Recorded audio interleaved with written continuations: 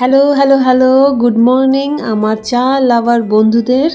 আমি দুধ চা খুব ভালোবাসি খেতে, আর মাঝে সাঝেই বানিয়ে থাকি। মেইনলি বানানোটা হয় উইকেন্ডসে, আর উইকডেজে অত সময় পাই না। কিন্তু আজকে বানাচ্ছি একটু ডিফারেন্ট স্টাইলে। একটা ইন্টারনেটে এই রেসিপিটা দেখলাম।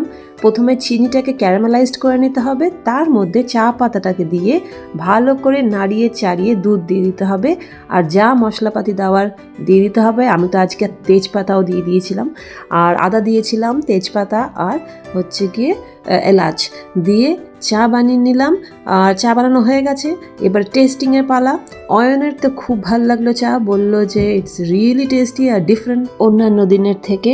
আর আমার কীরকম লাগলো, আই মাস্ট সে এরকম ক্যারামেলাইজ চিনির জন্য একটা মানে স্পাইসগুলো আরও বেশি এনহান্সড হয়ে গেছে। So definitely I will give it another try. আপনারা ট্রাই করুন, আমাকে জানান কেমন লাগলো।